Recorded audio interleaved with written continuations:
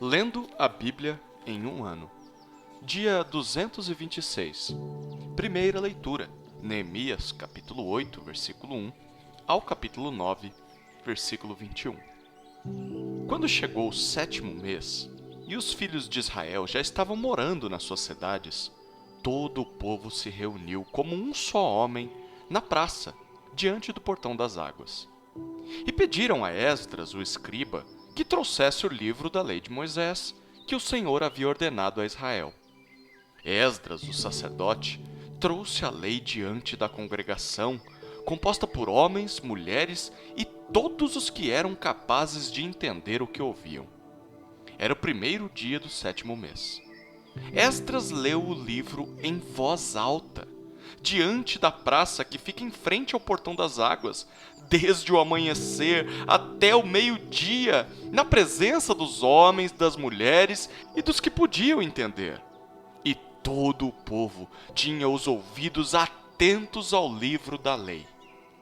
Esdras, o escriba, estava num púlpito de madeira que fizeram para aquele fim. Estavam em pé ao lado dele, à sua direita, Matitias, Semá, Anaías, Urias, Ilquias e Maazéias. E à sua esquerda estavam Pedaías, Misael, Malquias, Rassum, Rasbadana, Zacarias e Mesulão. Esdras abriu o livro à vista de todo o povo, porque se encontrava num lugar mais elevado do que todo o povo. Quando abriu o livro, todo o povo se pôs em pé. Esdras louvou o Senhor, o grande Deus, e todo o povo, levantando as mãos, respondeu: Amém! Amém! Inclinaram-se e adoraram o Senhor com o rosto em terra. E Jesua, Bani, Serebias, Jamim, Acube, Sabetai, Rodias, Maazéias, Quelitá, Azarias, Josabade, Hanã, Pelaías e os levitas ensinavam a lei ao povo, e o povo permanecia no seu lugar. Eles iam lendo o livro da lei de Deus claramente, dando explicações, de maneira que o povo entendesse o que se lia. Neemias, que era o governador, e Esdras, sacerdote e escriba, e os levitas que ensinavam o povo, disseram a todos: Este dia é consagrado ao Senhor nosso Deus, e por isso vocês não devem prantear nem chorar, porque todo o povo chorava, ouvindo as palavras da lei.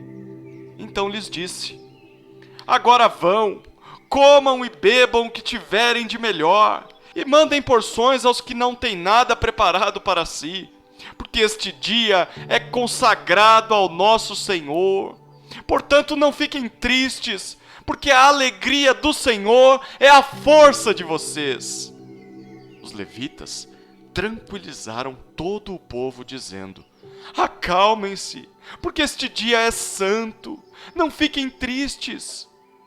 Então, todo o povo se foi para comer, beber, mandar porções aos que nada tinham e fazer uma grande festa, porque tinham entendido as palavras que lhes foram explicadas. No dia seguinte, os chefes das famílias de todo o povo, os sacerdotes e os levitas, se reuniram com Esdras, o sacerdote, para estudarem as palavras da lei. Acharam escrito na lei que o Senhor havia ordenado por meio de Moisés que os filhos de Israel deveriam morar em cabanas durante a festa do 7º mês. Assim, publicaram e anunciaram em todas as suas cidades e em Jerusalém, dizendo: Saiam para os montes e tragam ramos de oliveiras, ramos de zambujeiros, ramos de murtas, ramos de palmeiras e ramos de árvores frondosas para fazer cabanas, como está escrito. O povo saiu e trouxeram os ramos e fizeram para si cabanas, cada um no seu terraço e nos seus pátios, nos átrios da casa de Deus, na praça do portão das águas e na praça do portão de Efraim. Toda a congregação dos que tinham voltado do cativeiro fez cabanas e morou nelas, porque os filhos de Israel nunca haviam feito isto desde os dias de Josué, filho de Num, até aquele dia. E todos estavam muito alegres.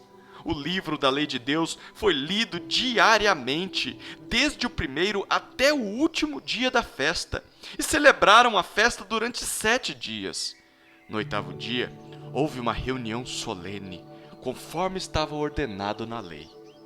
No dia 24 deste 7º mês, os filhos de Israel se reuniram para um jejum. Vestiam pano de saco e traziam terra sobre a cabeça. Os da linhagem de Israel separaram-se de todos os estrangeiros, puseram-se em pé e fizeram confissão dos seus pecados e das iniquidades de seus pais. Levantando-se no seu lugar, leram no livro da lei do Senhor seu Deus durante 1/4 parte do dia. E durante outra 1/4 parte do dia, fizeram confissão e adoraram o Senhor seu Deus. Jesua, Bani, Cadmiel, Sebanias, Buni, Serebias, Bani e Kenani se puseram em pé no estrado dos levitas e clamaram em alta voz ao Senhor seu Deus.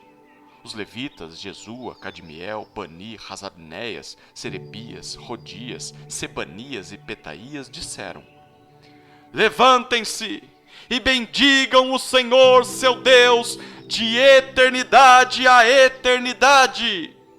Então se disse: Bendito seja o teu nome glorioso, que ultrapassa todo bendizer e louvor. Só tu és o Senhor. Fizeste o céu dos céus, e todo o seu exército, a terra e tudo que nela há, os mares e tudo que há neles. Tu conservas a todos com vida, e o exército dos céus te adora.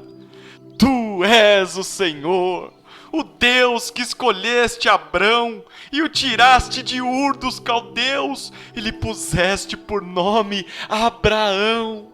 Achaste o seu coração fiel diante de ti, e com ele fizeste aliança, para dares à descendência dele a terra dos cananeus, dos heteus, dos amorreus, dos ferezeus, dos jebuseus e dos girgazeus, e cumpriste as tuas promessas, porque és justo. Viste a aflição dos nossos pais no Egito, e ouviste o clamor deles junto ao Mar Vermelho. Fizeste sinais e maravilhas contra Faraó e seus servos e contra todo o povo da sua terra, porque soubeste que os trataram com arrogância. E assim adquiriste a fama que tens até o dia de hoje. Dividiste o mar diante deles, de maneira que o atravessaram em terra seca. Lançaste os seus perseguidores nas profundezas, como uma pedra nas águas impetuosas. Tu os guiaste durante o dia com uma coluna de nuvem, e durante a noite com uma coluna de fogo, para iluminar o caminho por onde deviam seguir. Desceste sobre o monte Sinai. Do céu falaste com eles, e lhes deste juízos retos, leis verdadeiras, estatutos e mandamentos bons. Tu lhes deste a conhecer o teu santo sábado, e lhes deste mandamentos, estatutos e lei por meio de teu servo Moisés. Quando estavam com fome, lhes deste pão dos céus, e quando estavam com sede, fizeste brotar a água da rocha. E lhe disseste que entrassem para tomar posse da terra que com juramento prometeste dar a eles. Porém, eles, os nossos pais, se tornaram arrogantes e teimosos, e não deram ouvidos aos teus mandamentos. Recusaram ouvir-te, e não se lembraram das tuas maravilhas que fizeste no meio deles. Foram teimosos, e na sua rebelião escolheram um chefe, com o propósito de voltarem para a sua servidão no Egito. Porém tu, ó Deus perdoador, bondoso e compassivo, tardio em irar-te e grande em bondade, tu não os abandonaste, nem mesmo quando fizeram para si um bezerro de metal fundido e disseram: Este é o seu Deus que o tirou do Egito, e cometeram grandes blasfêmias. Mas tu pela multidão das tuas misericórdias, não os abandonaste no deserto.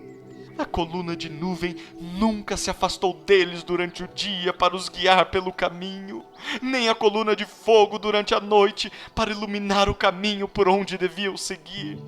E lhes concedeste o teu bom espírito para os ensinar.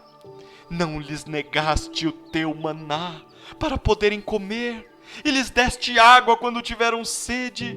Durante 40 anos, tu os sustentaste no deserto, e nada lhes faltou.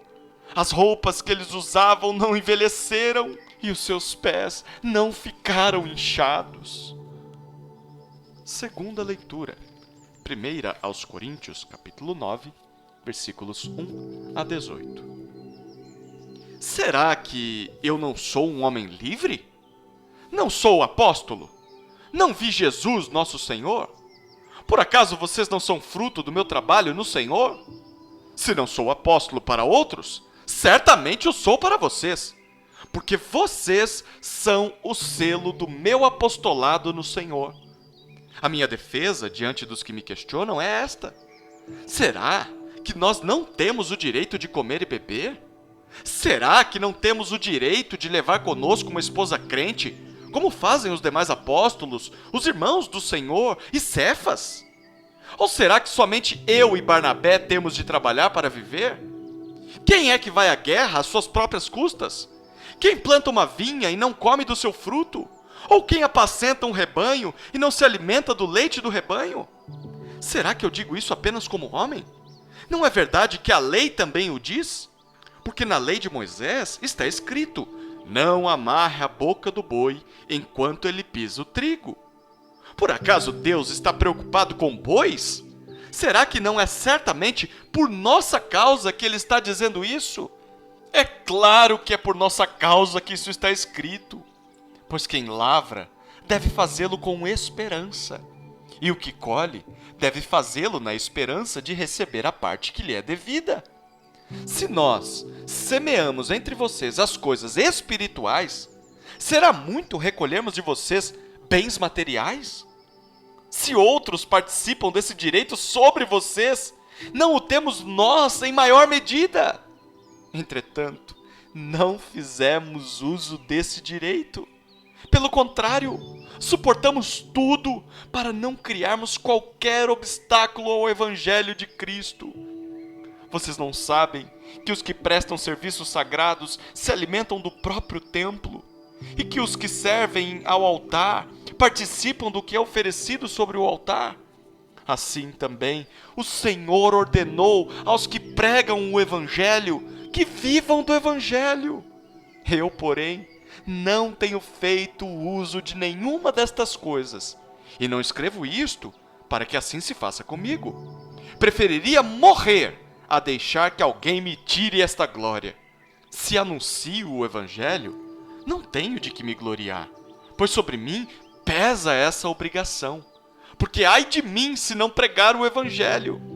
Se o faço de livre vontade, tenho recompensa. Mas se o faço por obrigação, é porque uma responsabilidade me foi confiada. Nesse caso, qual é a minha recompensa? É que, anunciando o Evangelho, eu o apresente de graça, para não me valer do direito que ele me dá.